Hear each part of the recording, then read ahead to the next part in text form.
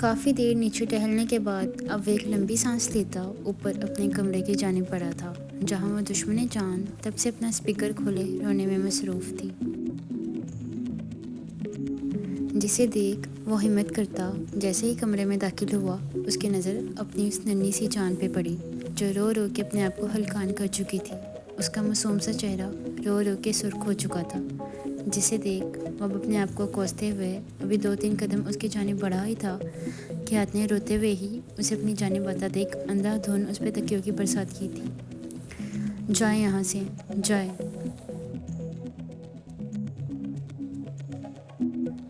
क्या करने आए हैं आप यहाँ पे? जिससे वह बचते बचाते अब एक झटके से उस तक पहुंचकर अब उस नन्ही सी जान को अपनी मजबूत बाहों में पकड़ गया था। बस बस बीबी, बस सोनू, इतना गुस्सा? वो उसे अपनी बाहों में लिए अब उसकी कमर से हिलाता हुआ बोल रहा था।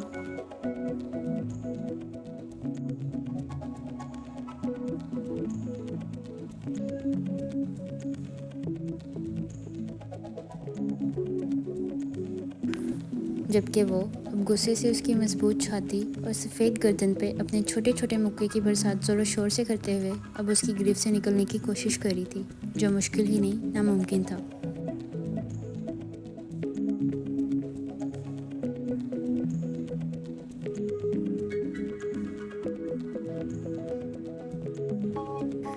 जिस पे वो बिना उसे रोके और कुछ बोले चुपचाप अब संजीदगी से उसकी गिरफ्त तंग से तंग करता, उसकी दोनों टांगों को अपनी भारी टांगों में कैद किए अब उसे अपने अंदर मज़ीद भींचते हुए उसे पुरस्कुन करने की कोशिश कर रहा था।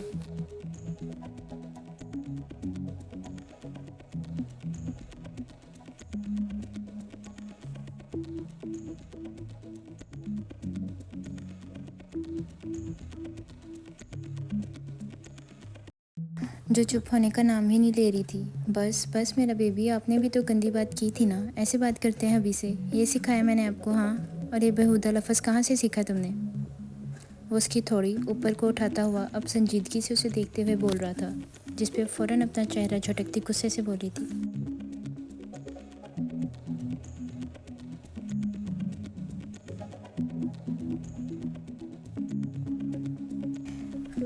नहीं बताऊंगी, बात नहीं करें आप मुझसे, मुझे पता है आप अच्छे नहीं हैं, आप लोगों को मारते हैं, उनकी सांसें रोक देते हैं और उन पे कीड़े भी फेंक देते हैं, वो चिढ़ने वाले अंदाज में बोल रही थी।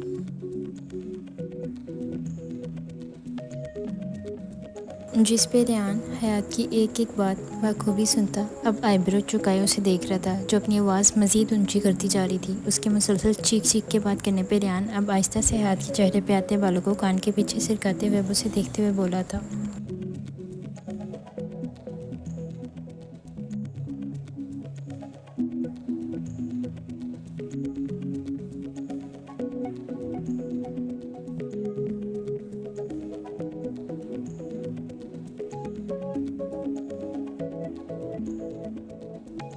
मेरे बेबी को तो बहुत कुछ पता है, फिर तो मेरे बेबी को ये भी पता होगा कि अगर मेरे आगे कोई ज़ुबान चलाए या बदतमीज़ी करे तो मेरे पास और भी कई तरीके हैं सांसें बंद करने के।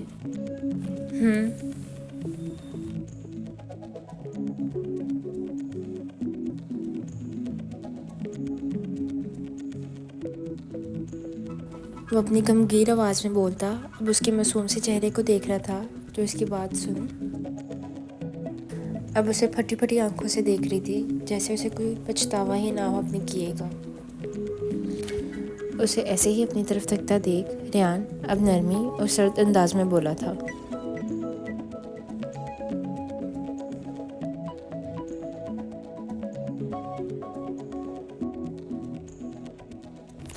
मत पड़ो मज़ीद इन चीज़ों में, मुझे तुम्हारी बेरुखी बर्दाश्त नहीं है। कब तक तुम एक ही चीज़ को अपने सर पर सवार रखोगी? कहा है ना भूला जा सकता है, मतलब भूल जाओ। कल से तुम दोबारा अपने रूटीन में वापस आओगी।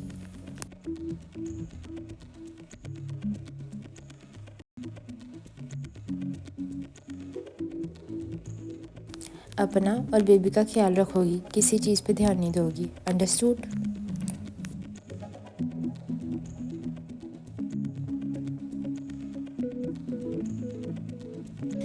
और एक और बात, आइंदा से अगर तुमने बिना इजाज़त के दोबारा इस घर से बाहर कदम रखने की हिम्मत की तो तुम्हारी इन छोटी छोटी टांगों की गारंटी मैं नहीं देता। ये तुम्हारी आखिरी गलती थी जिसे मैं तुम्हारी नादानी समझ के छोड़ा हूँ, वरना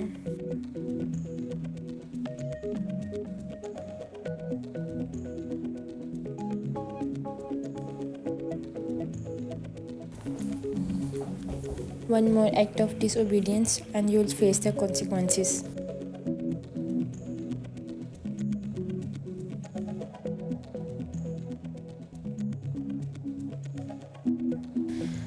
वो ये कहता हुआ अब उसे नरमी से ही बेड पे छोड़ते हुए फ्रेश होने के लिए जा ही रहा था जब हयात अपनी ज़ुबान के जौहर आहिस्ता से जलाती हुई बोली थी, कहीं वो संगदिल इंसान सुन ना ले। जाऊंगी मैं, क्या कर लेंगे, डरती हूँ मैं इनसे, मैं सबको बता के रहूँगी अब मर्डर है।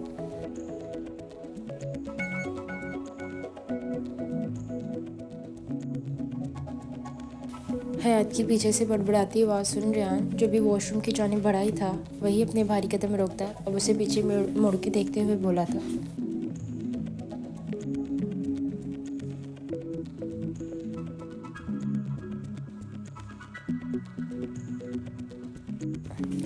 कुछ नहीं मिलेगा बेबी। 12 मुल्कों की फ़ौज आज तक मेरे खिलाफ कोई सबूत नहीं ढूंढ पाई, तुम तो फिर उनके सामने कुछ नहीं हो।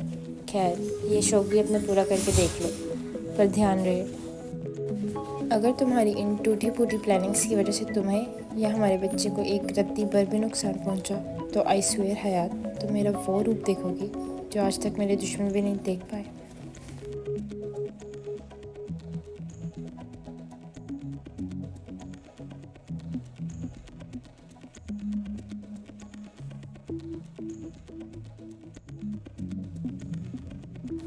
वो ये कहता हुआ अब दरवाज़ा पटकते हुए वॉशरूम में जा घुसा था, जबकि हयात उसके ऐसे दरवाज़ा पीटने पे उसे सवाल कबात से नवाजती, औंधे मुँहों को लेटती दोबारा अपना छोड़ा हुआ रोना जारी कर गई थी।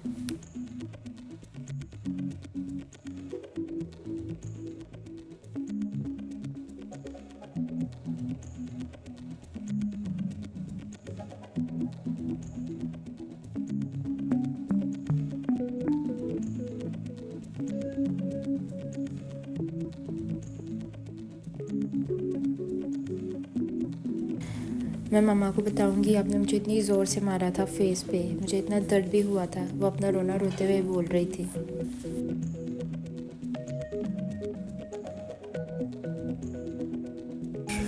जब रेहान कुछ देर बाद टी शर्ट और ट्राउज़र पहने बाहर निकला तो हयात को ऐसे ही रोते रोते सोते देख अब वो उसकी गाल को अच्छे से टटोलता अब उसे देख रहा था, जहाँ पर उसकी उंगलियों के हल्के हल्के निशान अभी भी मौजूद थे, जिसे देख अब वो उन पर अपने नरम गुलाबी होंठों का लम्स छोड़ता, उन पर मरहम लगाते हुए अब उसे अपने अंदर में भींचता लाइट्स ऑफ कर गया था।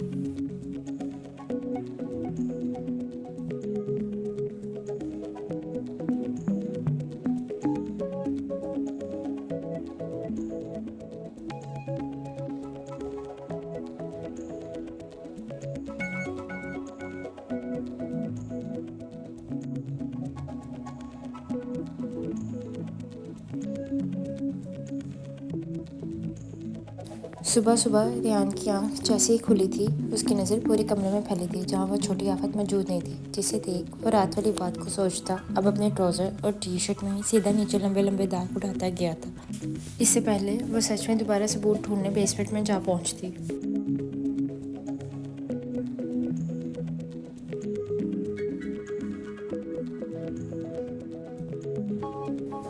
जब नीचे पहुँचते ही उसकी नज़र अपनी उस छोटी आफत पे पड़ी जो पिंक स्लीवलेस टॉप के साथ डार्क ब्लू कलर की पैंट पहने, बालों का क्यूट सा स्टाइल अपने सर पे बनाए, अब मुंह के डिज़ाइन बनाते हुए बार बार अहमद को मारी थी, जो गेम्स खेलने के दौरान बार बार उसे चिढ़ा रहा था। जबकि वफ़ा जो हाथ के साथ ही बैठी थी अहमद के एक एक नकोश को दवानावार टटोल रही थी, जो ब्लैक कुर्ते और वाइट शलवार में मुलविस सुबह सुबह आफत मचा रहा था।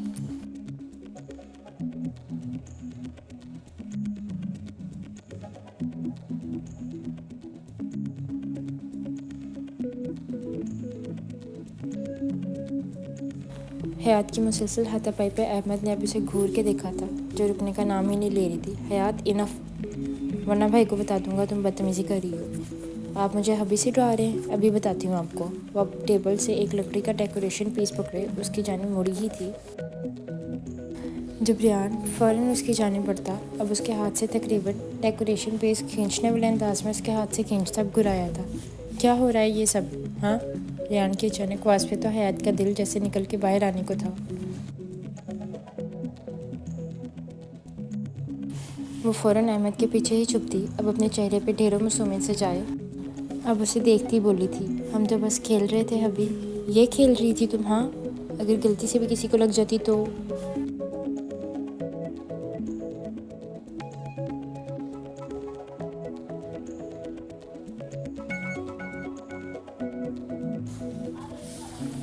कौन जिम्मेदार था उसके ऐसे डांटने पे? अब वो ज़ोर से अहमद की शर्ट मुट्ठी में जकड़े, अब वो होंठ नीचे लटकाए रोने की तैयारी पकड़ गई थी, जिस पे फ़ौरन उसे उंगली दिखाते बोला था, खबरदार अगर तुम्हारी आंखों से अब आंसू निकला तो जान निकाल दूंगा मैं तुम्हारी। हर छोटी छोटी बात पे तुम जो यूँ रोना शुरू कर देती हो।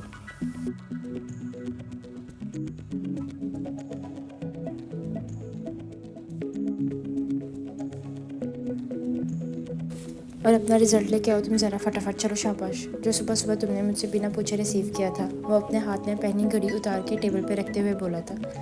मैंने तो नहीं, वो बरौनी सूरत बनाया। अब उसे देखती बोली थी, हयात झूठ नहीं, वो गुस्से से बोला था। मैं 2 मिनट में चेंज करके आ रहा हूँ, तब तक मुझे तुम्हारा रिजल्ट और सारी टेस्ट पेपर इस टेबल पे नज़र आने चाहिए।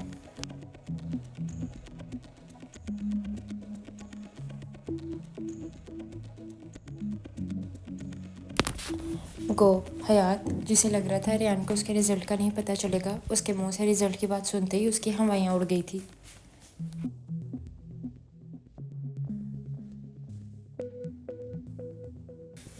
ऊपर से मौके पे चोखा, वो 2 पेपर्स में फेल हो चुकी थी, जिस पे उसे सही महीनों में अपने पैरों तले ज़मीन निकलती महसूस हो रही थी।